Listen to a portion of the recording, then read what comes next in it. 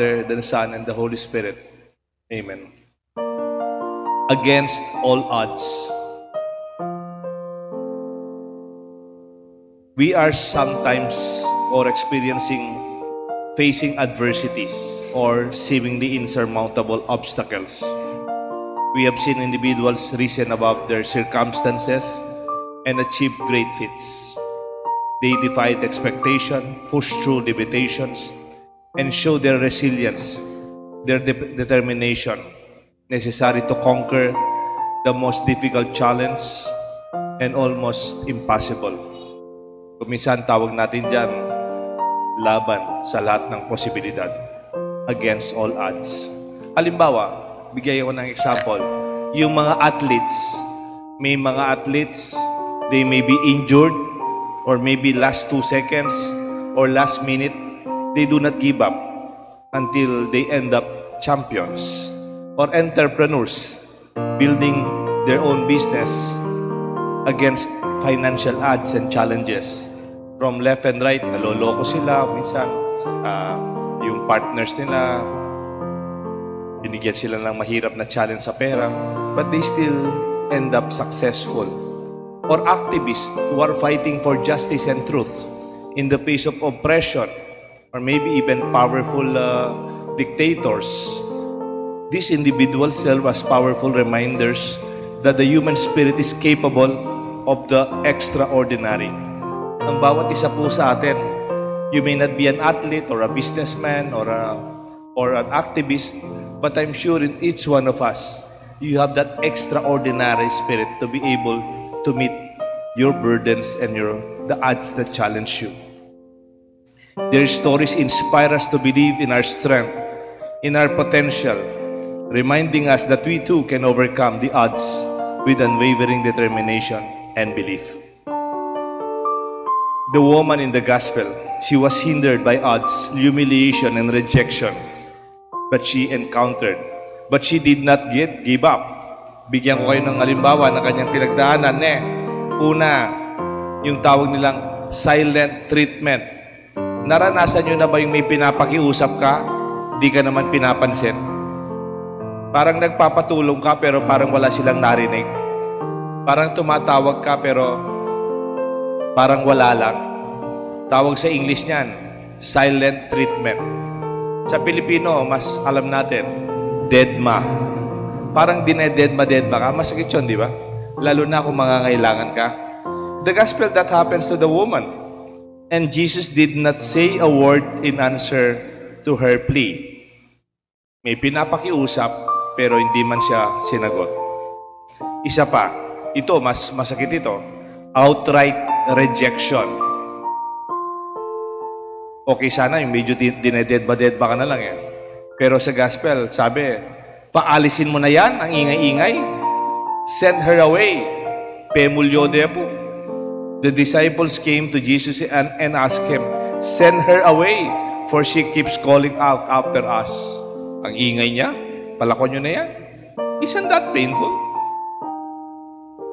And then third, discrimination and exclusion.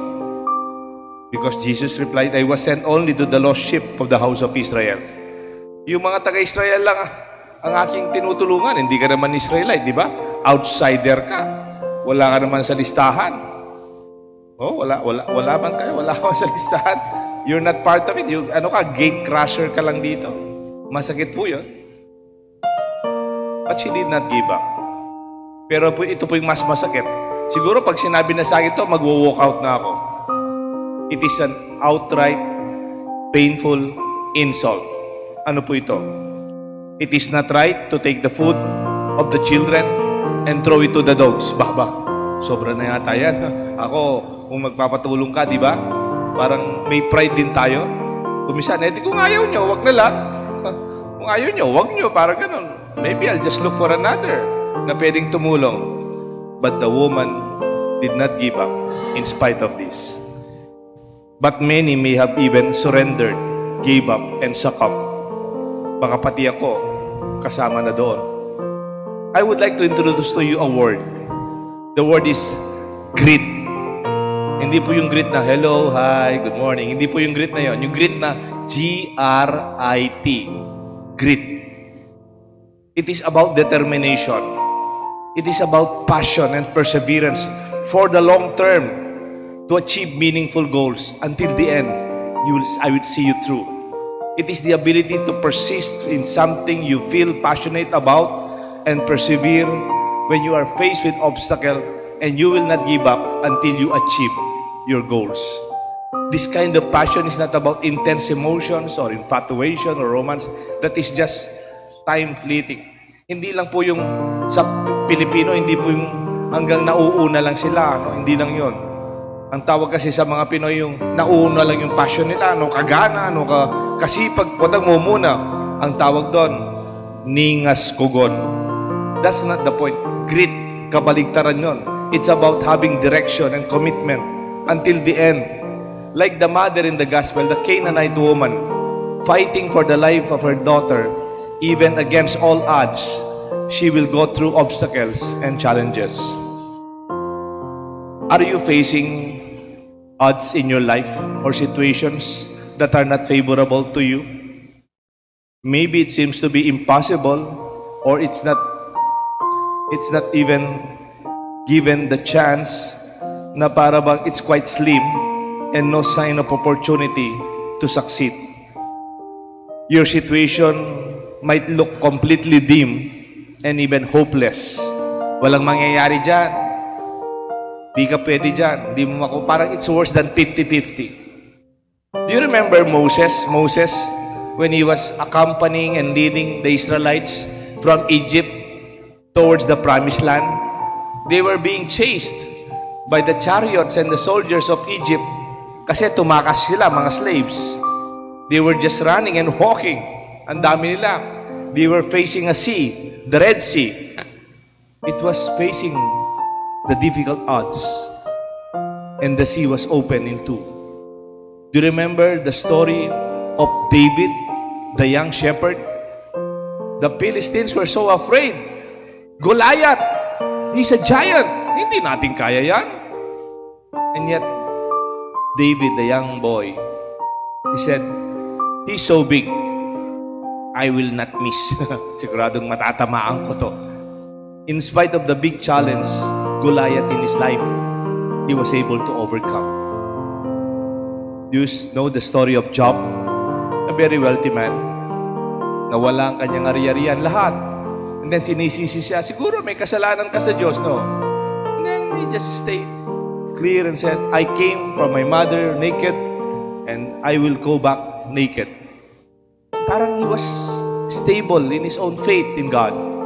All these Old Testament examples are manifestations of when you are against all odds, miracles will happen.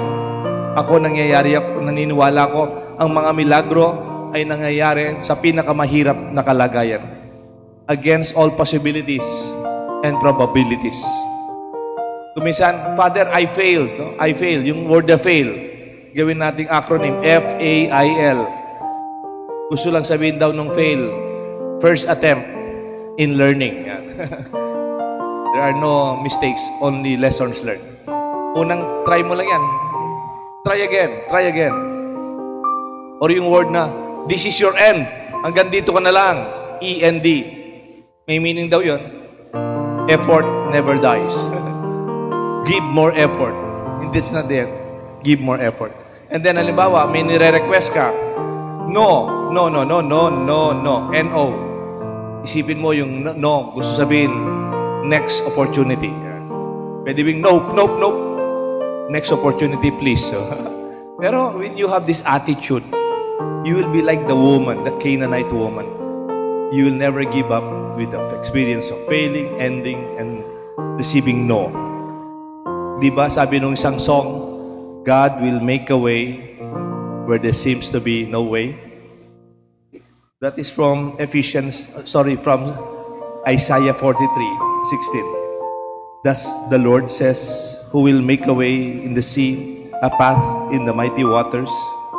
May tinatanong lang ako sa isip ko, saan kaya nanggagaling yung lakas loob ng babaeng to? Where is the grit coming from? Her determination and passion. Saan kaya nanggagaling? There must be a reason or some reasons that kept the Canaanite woman standing up and facing the odds against her. Ako, may dalawa po akong suggestion na sa tingin ko, ito pinanggagalingan ng lakas loob ng babae. The woman's great faith, which Jesus recognized, and her tremendous love for her sick daughter are the reasons behind this. Why stand for the difficulties? For what? Para saan? But the questions could be more precise. Naalala ko, may kaibigan kami noon, may cancer. Pangalan niya, Director Marilu Diaz Sabaya. May cancer po siya. Nagagastos na po siya. Binenta niya kanyang property dun sa kanilang bahay, dun sa Horseshoe, sa Green Hills. Nagano na lang sila. Nag-condominium kasi binenta yung malaking bahay nila, lupa. Kasi mayroong siyang sakit. And then sabi niya sa amin, una tinatanong ko, for what? Para ano? Para nano pa yan? Bakit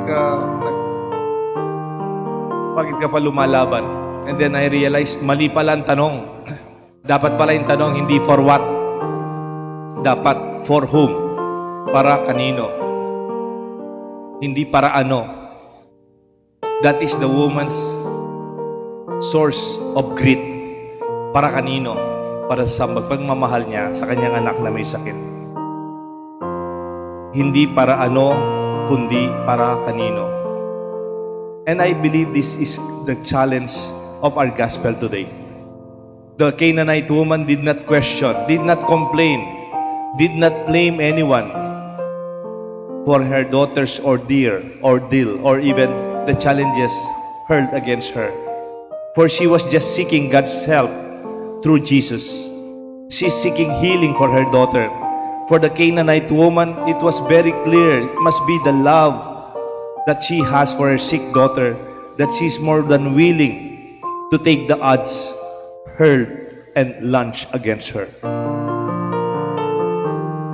Pero Jesus, more than love, He saw faith. Woman, how great is your faith? Because she answered it very humbly. Lord, even the dogs will feed from the bread that come from the Master's table. Mayroon pong isang professor noon sa Ateneo, pangalan niya Father Roque Ferriols, a philosophy professor.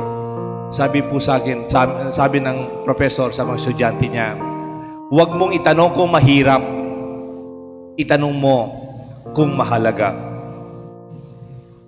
Do not ask, is it difficult? Don't ask that question. You ask, is it important? Kung ito importante, hindi na pinag-uusapan kung mahirap, mahirap na mahirap, o mahirap na mahirap na mahirap. Importante. Halimbawa, yung pag-aaral ninyo, nag-uumpisa na yung another school year, mahirap.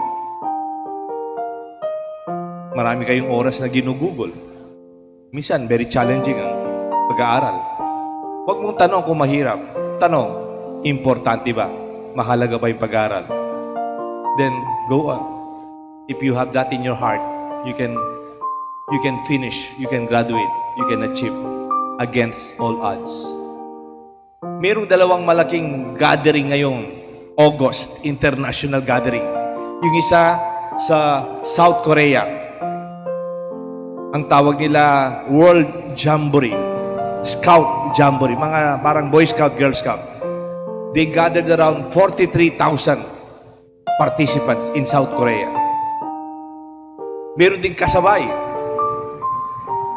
World Youth Day 2023 in Lisbon, Portugal. August 1 to 6. Ito naman sa South Korea, August 1 to 10. Ngayon lang man na to. Yung sa South Korea, 43,000 Jamboree. Yung sa World Youth Day with Pope Francis, 1.5 million. Di hamak nakalaki dun sa 43,000. When I was reading, I was following these activities, international activities. And then, I read, sa Korea, mayroon pa silang pa-concert ng mga Korean stars. But you know, the feedback was very gloomy. Tignan po ninyo yung feedback nung isang newspaper from ang sabi niya, it was the worst nightmare. Di ba nakakalungkot yun? World Jamboree, it was the worst nightmare. Bakit? Kasi daw ang daming insekto. Siguro malamok. And then it was very hot. There are no natural shades. Pag naglalakad sila, mainit. Tapos many collapse because of the heat. Or the comfort rooms, there are very long lines. Mahaba yung lakaran. And in the conclusion, hindi maayos yung mga CR, yung mga tulugan, hindi pa kompleto. The worst nightmare. That is from a newspaper, Herald. I forgot the newspaper, sorry. Pero yun yung nabasa ko. On the other hand, yung 1.5 million, ilang yun? Times how many percent yun? Ang dami, no? 43,000 times 1.5 million. Pope Francis was interviewed after the gathering. Si Pope Francis din po, kahit naka-wheelchair po siya, umikot sa mga bata. Sa procession, kasama siya, mainit. He was exposed to it. Imagine, meron ding heat wave noon sa Lisbon, sa Portugal. Pero when he was interviewed at the airplane, sabi niya, it was a beautiful experience. Wow! Beautiful experience? Siguro masakit sa likod yun kasi naka-wheelchair na si Pope Francis eh. Hindi man siya expected na mag-attend kasi may sakit na siya. Tapos sabi niya, napagandang karanasan. Kahit napagod na rin siya kasi 87 na yata siya, more or less. Tapos hindi pa ako masyado naniniwala doon eh kasi sabi ko, si Pope naman syempre VIP yung sa kanyang may bodyguard pa yan, no? Pero may nakita ko last Sunday, nagpa-bless ng mga religious art items, yung Fatima, yung mga images from Barcelona, no? Galing pala siya sa Lisbon, nag-attend siya ng World Youth Day. Ang pangalan niya, Rhoda David. Taga-Angeles siya, taga-rito siya. Tapos sabi ko, after blessing, kumusta yung experience niyo, Rhoda, doon sa World Youth Day? Nag-attend siya. How is your experience? How do you describe it?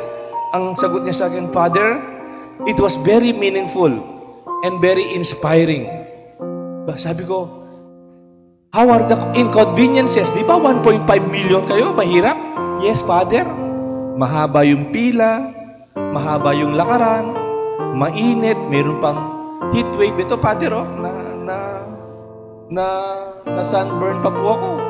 Maraming mga nag-collapse. But during those times, Father, we were singing while we were in the line. We were helping each other when somebody collapsed. We were cheering yung mga nanghihina. We were helping each other. Yung mga nagugutom, we were sharing. And we were praying when it is so difficult. You see the difference? The same experience may be of inconvenience, but it was the eye of faith that substantially defined the experience from a nightmare, a worst nightmare for that, and from a beautiful experience or a meaningful and inspiring experience from Rhoda David. My dear friends, we may be facing difficulties and odds in our life. Our faith, our love will help us to. May God bless us all, the Father, the Son, and the Holy Spirit. Amen.